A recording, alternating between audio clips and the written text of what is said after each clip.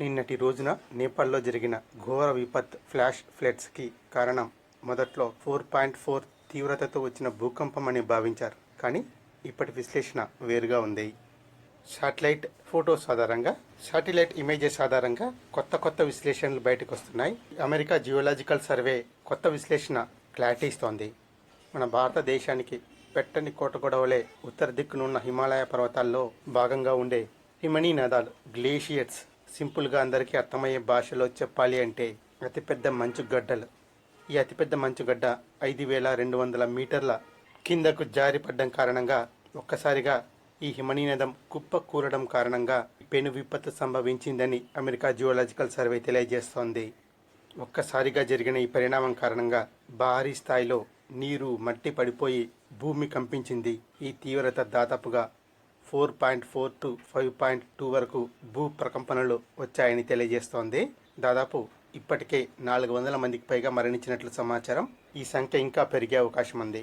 నేపాల్ ప్రళయానికి భూకంపం కారణం కాదు, గ్లేషియర్స్ ఒక్కసారిగా విరిగిపడ్డం కారణంగా సంభవించిన పెను విపత్తు అనేది ఇప్పటికి క్లారిటీ వచ్చింది. ఇప్పుడు మరో కొత్త కోణం బయటకు వస్తుంది.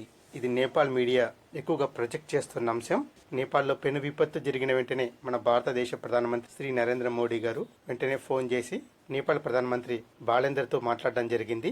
అన్ని రకాల సహాయ సహకారాలు అందిస్తామని హామీ ఇవ్వడం జరిగింది. మిలిటరీకి చెందిన రవాణా వ్యవస్థలు, పెద్ద కార్గో విమానాలు నేపాల్ వెళ్లి సహాయాన్ని కూడా అందించడం జరిగింది. ఈ సహాయం ఇంకా కొనసాగుతోంది. మన భారతదేశంతో పాటు చైనా కూడా నేపాల్కు సహాయం చేస్తోంది. బట్ ఇక్కడ కొత్త కోణం ఏంటి అంటే చైనా నేపాల్ను మోసం చేసిందా అనే అనుమానాలు వ్యక్తమవుతున్నాయి. ఈ ఫ్లాష్ ఫ్లడ్స్ సంభవించిన ప్రాంతం టిబెట్ నేపాల్ సరిహద్దుల్లో దగ్గరలో ఈ ఫ్లాష్ ఫ్లడ్స్ సంభవించాయి. 1955లో చైనా ఆక్రమించిన టిబెట్లో ఈ ఘోర విపత్తు సంభవించి ఆ తర్వాత నేపాల్లోకి ఈ జలప్రళయం ప్రవేశించింది. ఈ జలప్రళయం నేపాల్లోకి ప్రవేశించడానికి 45 మినిట్స్ టైం పడుతుంది. ఈ 45 మినిట్స్ టైంలోపు చైనా నేపాల్కి ఇన్ఫర్మేషన్ షేర్ చేసి ఉంటే, డేటా షేర్ చేసి ఉంటే నేపాల్ కనీసం తన ముందస్తు హెచ్చరికల ద్వారా మరికొంతమంది ప్రజల ప్రాణాలను కాపాడుకునే అవకాశం ఉండేది. కనీసం ప్రజలను దూర ప్రాంతాలకు వెళ్ళమని చెప్పే అవకాశమైనా ఉండేది. చైనా డేటా షేర్ చేయకపోవడం కారణంగా ప్రజలకు కనీసం ముందస్తు హెచ్చరికలు జారీ చేసే అవకాశం కూడా లేకుండా పోయింది. చైనాకి ఈ విషయం తెలియదా అంటే ఖచ్చితంగా తెలుసు. చైనా వద్ద ఈ హిమనీ నదాలను స్టడీ చేసే టెక్నాలజీ ఉంది, వరద ముప్పును అంచనా వేసే టెక్నాలజీ ఉంది.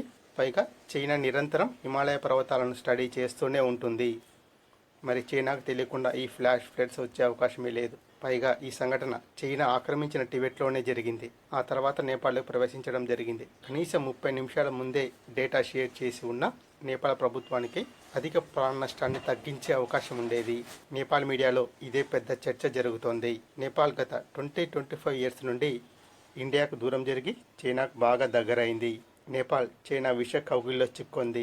నేపాల్లో రాజరిక వ్యవస్థ ఉన్నప్పుడు ప్రపంచంలో ఏకైక హిందూ దేశం నేపాల్.